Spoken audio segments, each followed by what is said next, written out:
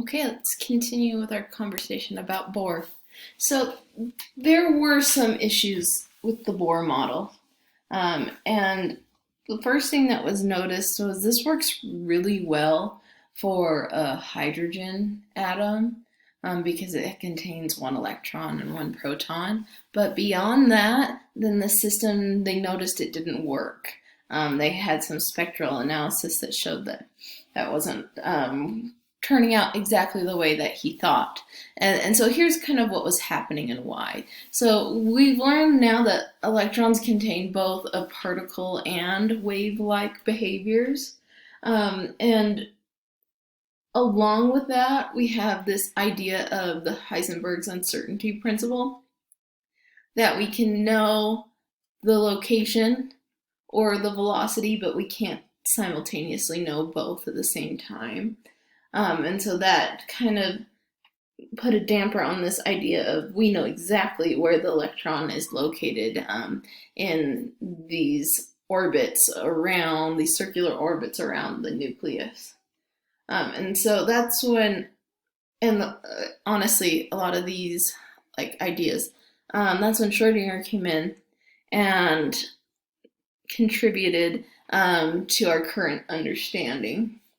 And we call that the modern atomic theory and model. So here's the idea. Heisenberg and Schrodinger came up with our latest model of electron cloud. Okay? And here's what we mean by electron clouds. They said that there are regions around the nucleus where you have high probability of finding electron. We can't say with certainty, we can't say, well, I know the electron's going to be right there.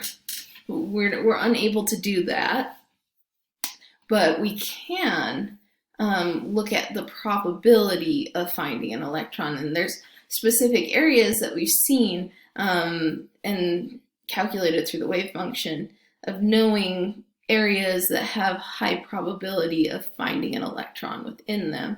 And so you can see kind of these cloudy regions. Those are those high probability regions. And that's kind of how we take this mental idea and we make, a physical representation of it. So they are organized. Bohr was correct, or at least we have evidence still that electrons are found in specific energy levels, but the location cannot be as specific as he thought. And it does still fit well with this idea that electrons are so small compared to the nucleus. The nucleus contains most of the mass, and so that means atoms are mostly empty space. Okay. So we worked our way from the solid sphere model, which was kind of where we started with Dalton, and then we went to the plum pudding model, which was Thomson with his cathode ray experiment, and he discovered electrons. Then we have Rutherford's model and his discovery of protons and the nucleus. That then went to the Bohr model that said electrons have specific energy levels. And then where we're at now is Schrodinger's and Heisenberg's area of high probability of finding an electron. We call that the electron cloud model. Okay. So what I'd like you to do is hit pause and answer these 10 questions, and then come back and see how you did. Okay, so give that a go.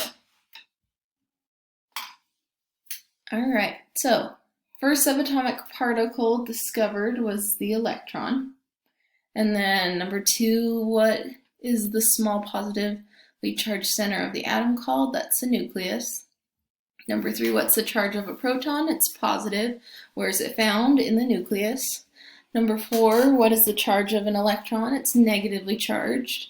Number 5, where is most of the mass of the atom located? At the nucleus. Number 6, what is the name of Thomson's model of the atom? That's the plum pudding model. Number 7, who discovered the nucleus and the proton? That was Rutherford. Number 8, what is the charge of a neutron? It's neutral, it doesn't have a charge. How does it compare in size? Well, it's very similar to the proton, and that's significantly larger than the electron. Number 9, where are electrons found in our modern model? In areas of high probability that we call electron clouds or orbitals. And what force keeps electrons in their orbitals? And that's an electrostatic force. So those electrons are still attracted, those negative electrons are still attracted to the positive nuclei, and that's what kind of binds an atom together. Okay, so we have a lab activity next class, and then the time after that we'll start on part 2 here.